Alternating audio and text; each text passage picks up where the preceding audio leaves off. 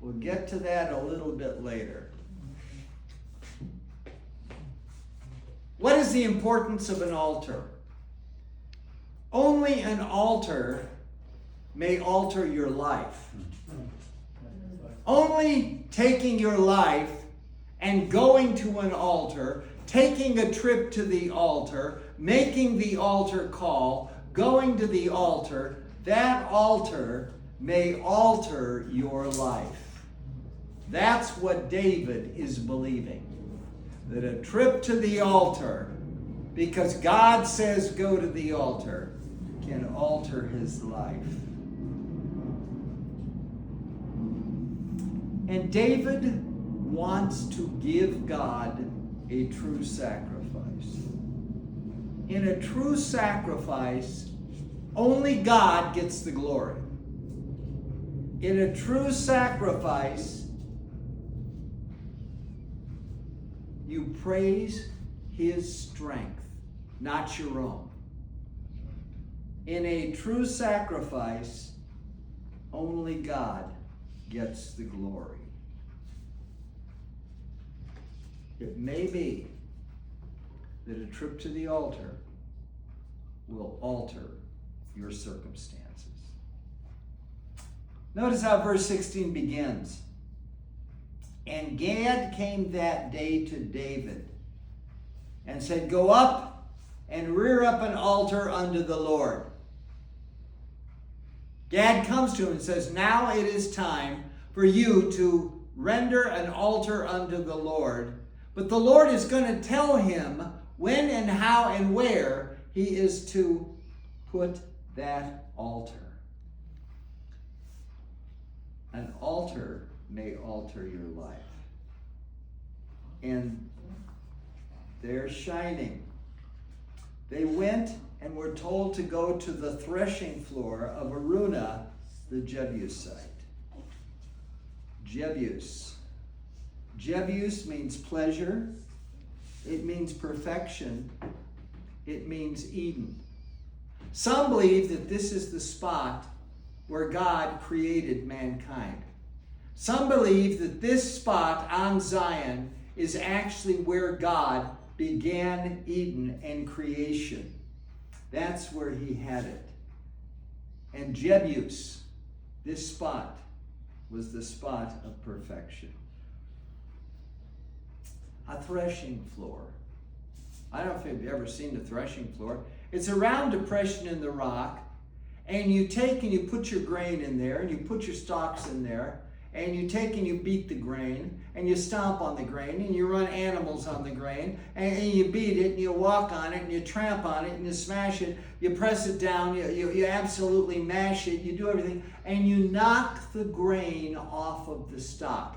You knock that which has real worth to you as food, and you separate it from the stalk.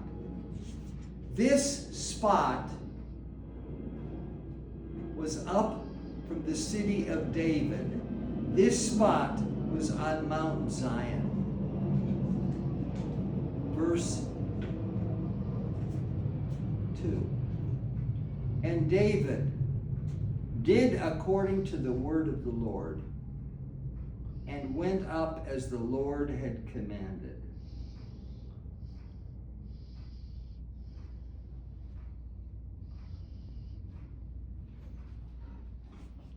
You know, he was really quite blessed, because he had a friend in Gad who would always tell him right.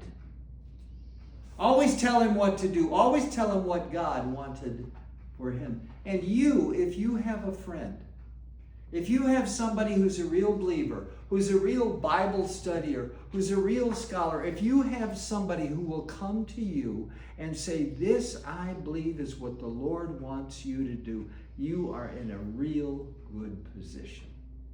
You are in a blessed position when you've got a friend like Gad who will come to you and he will tell you what you are to do. Alter your life, because when you alter your life, God is going to alter your circumstances. In verse 20, Araunah, looked up, and he saw the king coming to him. And he saw all the servants of the king following the king. He saw the whole royal entourage. I mean, this is Donald Trump riding in the Beast with a long line of black cars behind him. All of these cars coming at once. This was the king coming with all of his people, coming with all of his leaders. And he's coming, and Araunah looks at him and says, "What are you doing? What's going on here?" And he went out and he bowed himself to the ground. He bowed himself before the king, and he put his face on the ground. He recognized that this was a very, very special moment. He realized that for the king to be coming to him, for the royal entourage to be moving, for all of these people to be coming to him, he realized there was something really, really special, and he had respect for the king, and he had honor for what was going on, and he bowed himself, and he got into the spirit of the thing. Verse 21. And Araunah saw, wherefore, and said, Why cometh the king unto me? Why cometh all the servants unto me?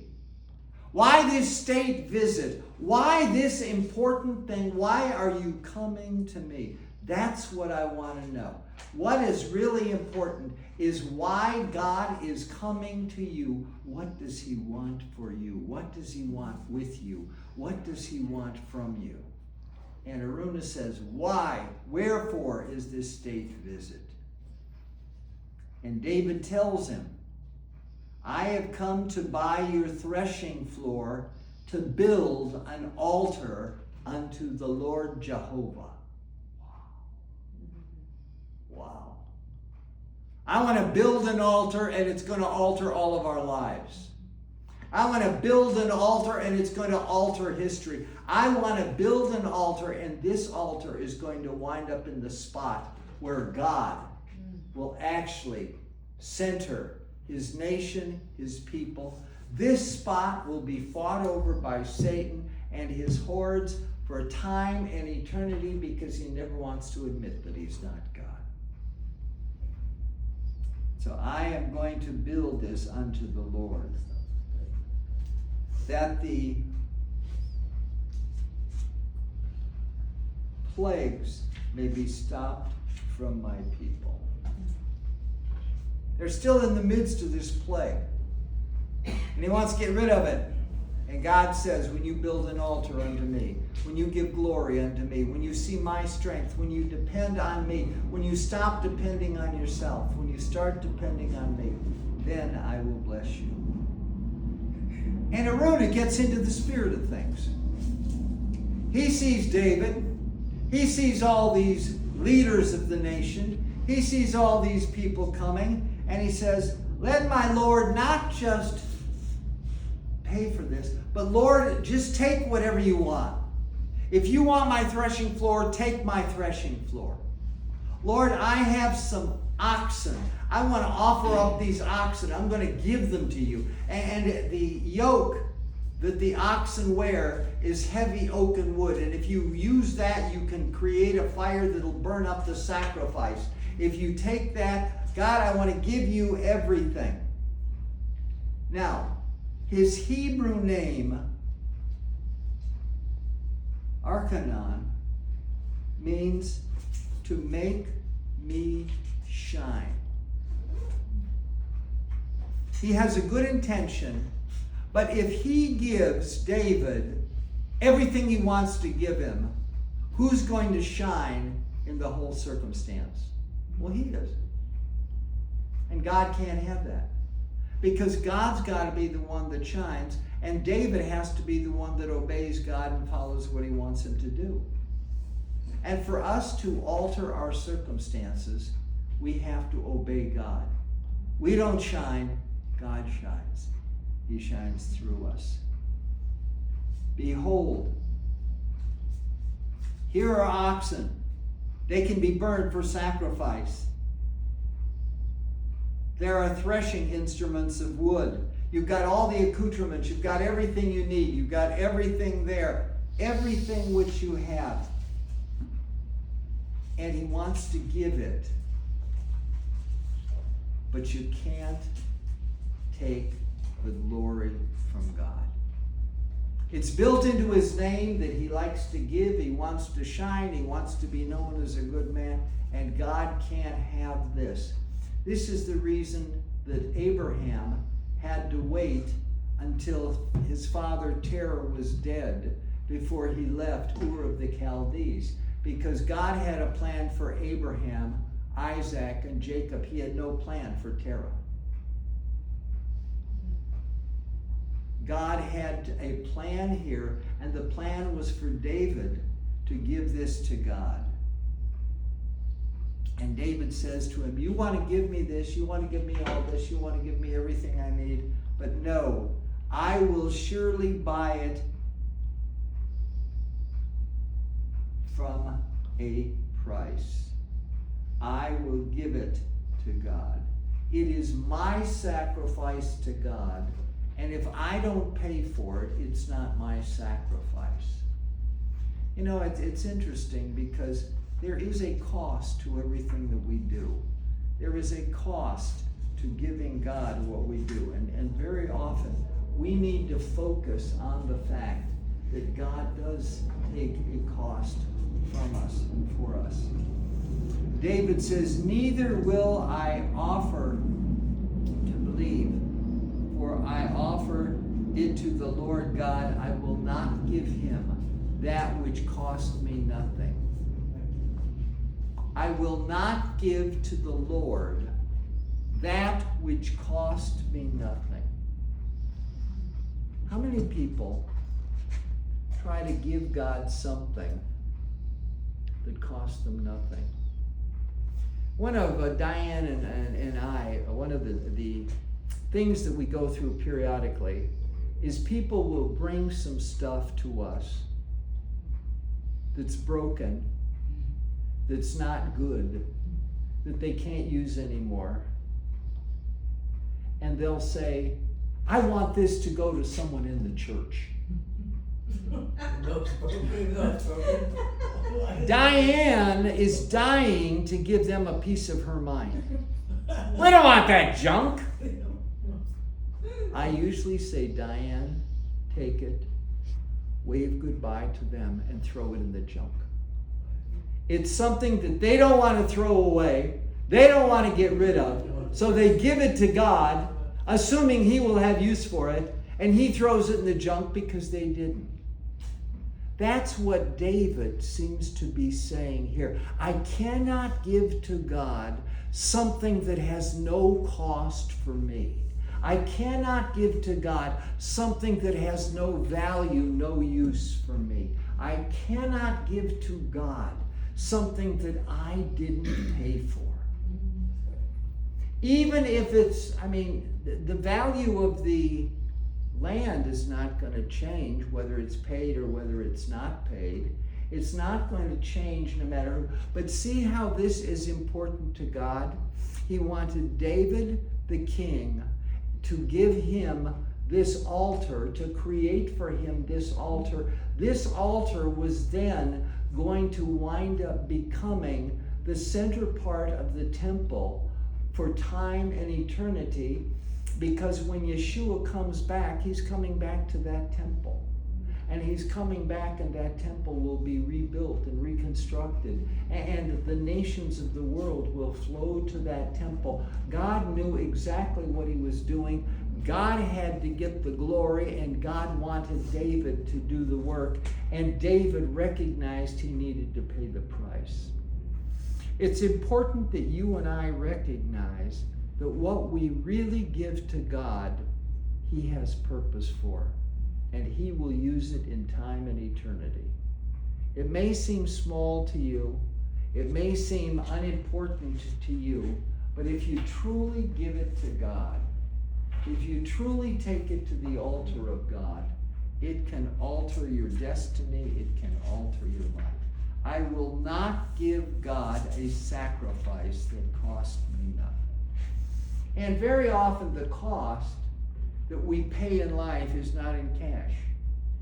Very often the cost that we pay in life, it's interesting because in economic once I studied something called the theory of alternate costs. If I don't spend my money on this, I'm probably going to spend it on this.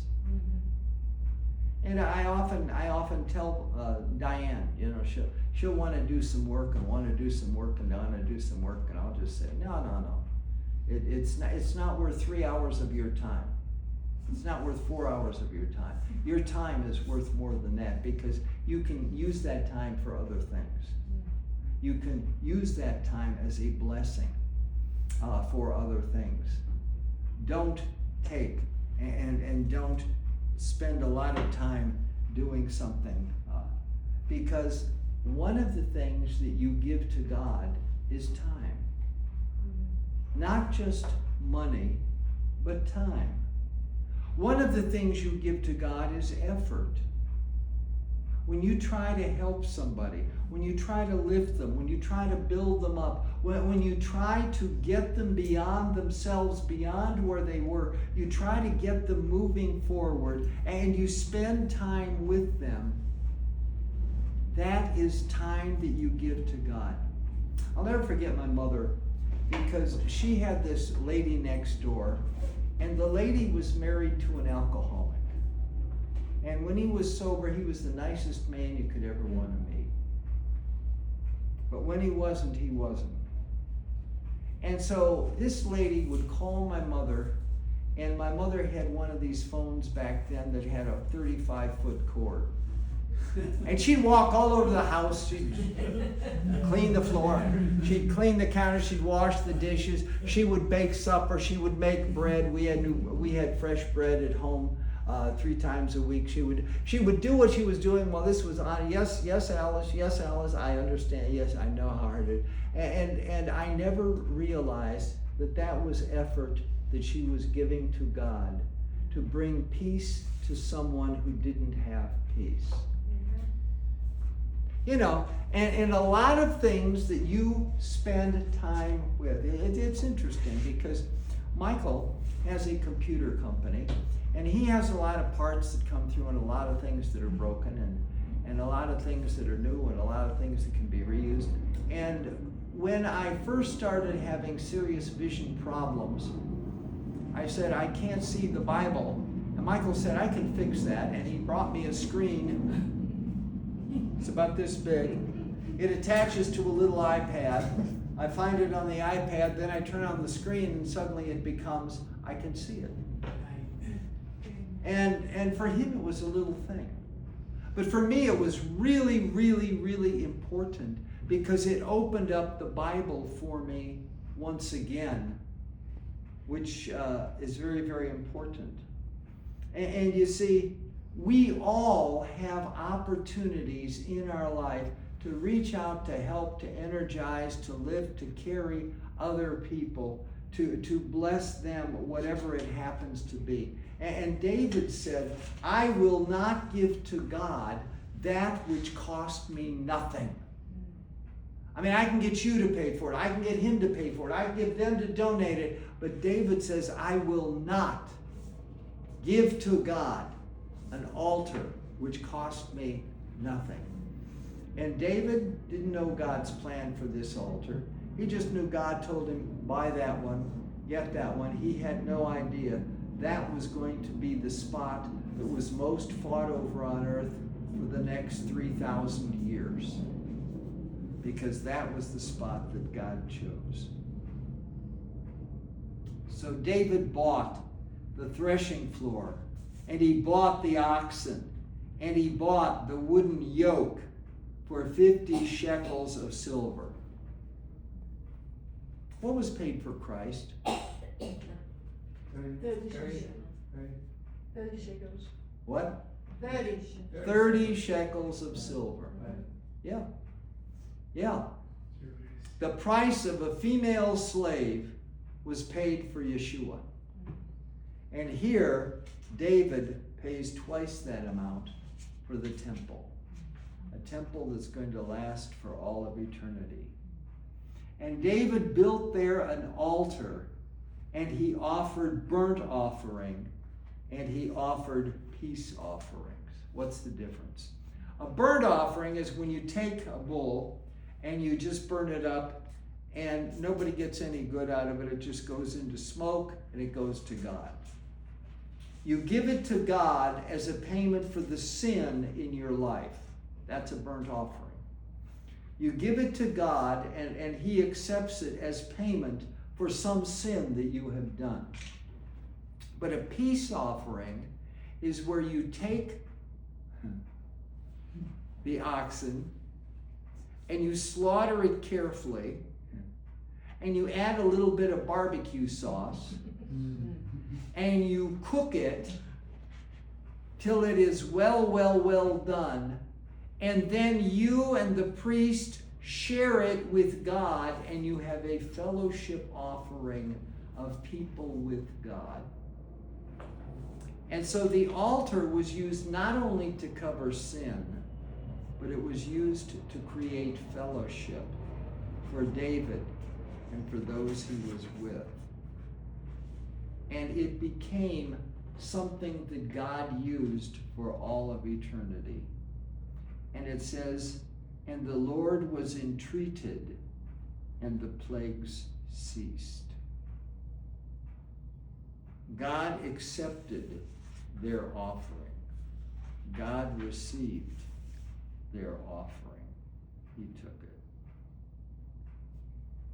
God can bless us. And don't forget that everything that you offer to God, he stores up for you in eternity. Because he loves you and he loves your sacrifices. Will you rise for the Aaronic benediction?